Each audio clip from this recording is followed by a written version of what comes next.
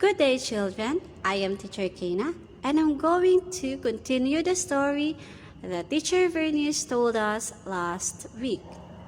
The story was about Abraham and the promise that God gave him.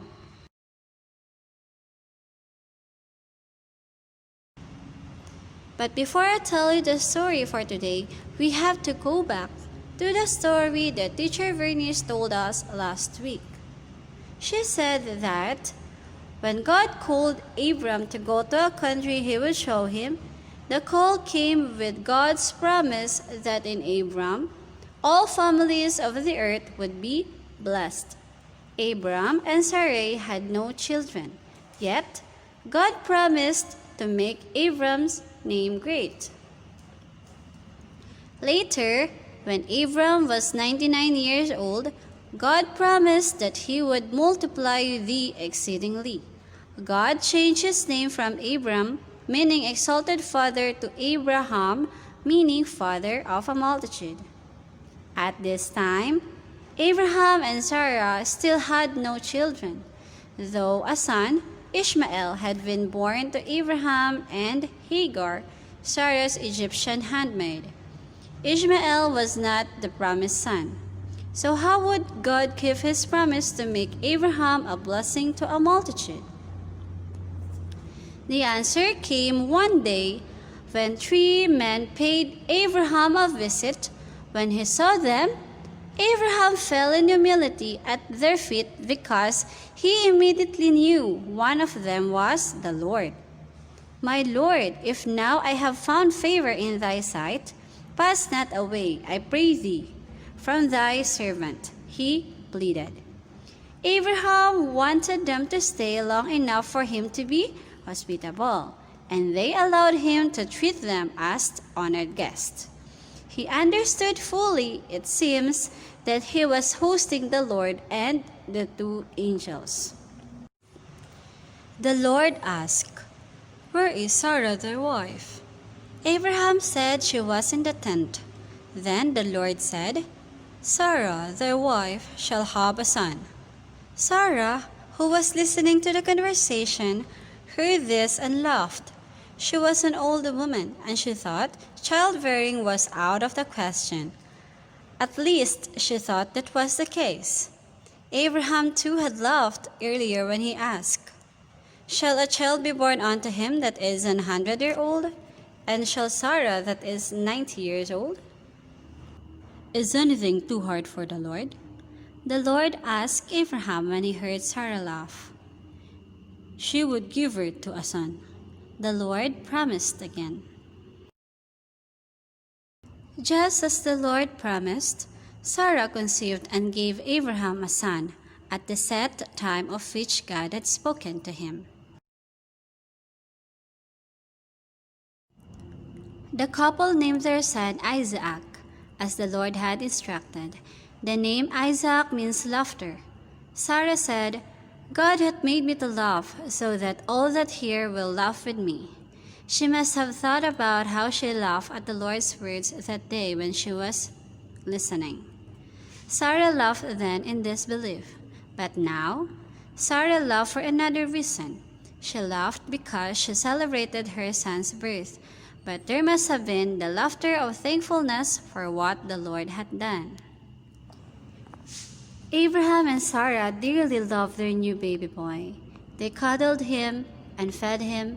They played with him and giggled when he wrapped his little hand around one of their fingers.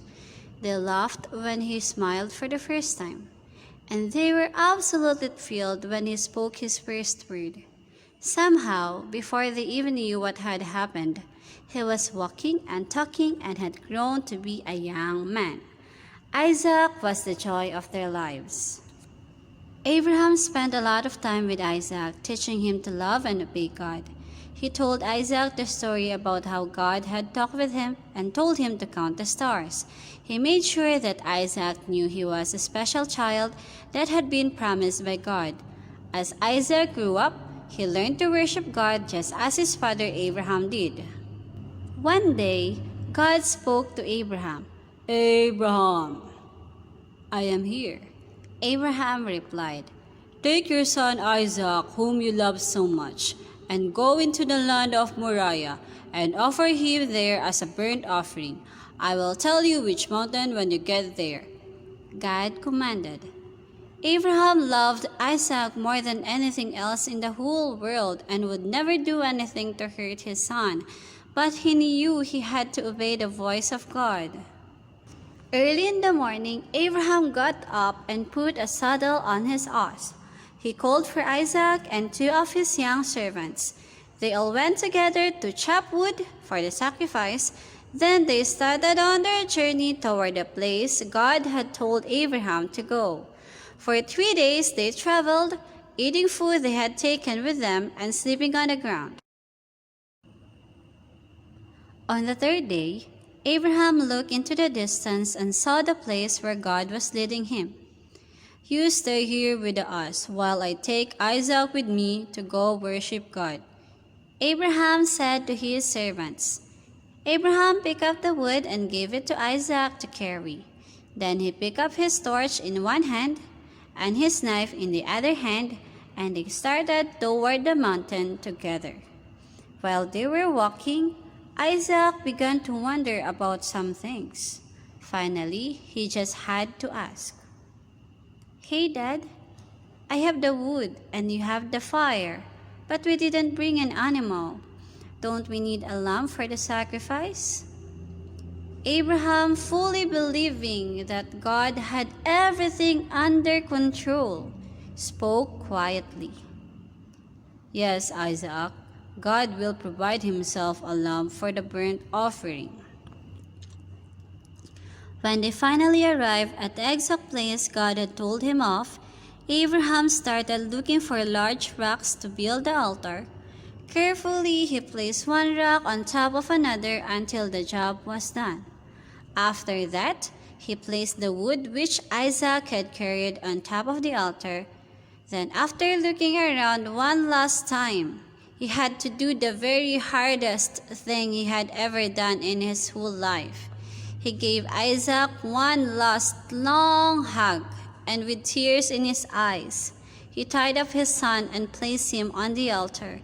Of course, Isaac didn't want to be sacrificed as a burnt offering, and Abraham, as a loving father, didn't want to do it. But they both knew they had to obey God, so there was no struggle between them.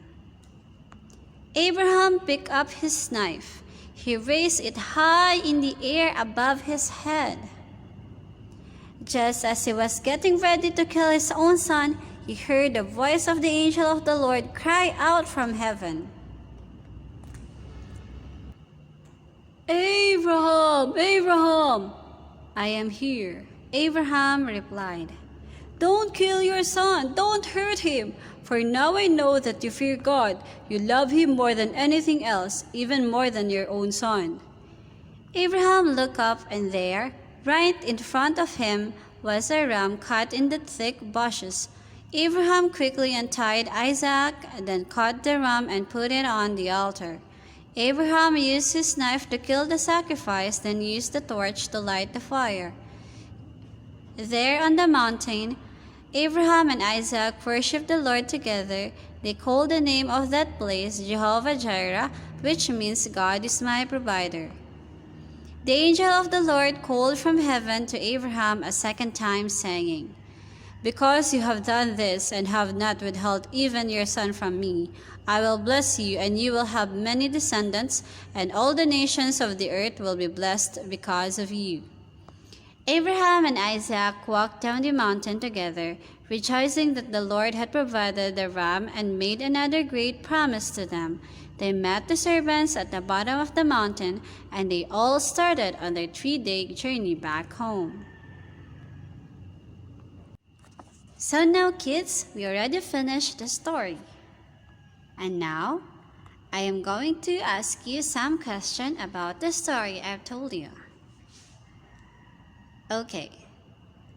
My first question is, where did God tell Abraham to take Isaac? Okay, very good. Next, how many people went on the journey? Job well done. Did God want Abraham to kill his son? Very well said. Last question. What did God provide for the sacrifice? Thank you for the answer. Okay, kids, thank you for listening to my story. Remember, we must always obey God and believe in Him to provide our needs. Thank you, and God bless you.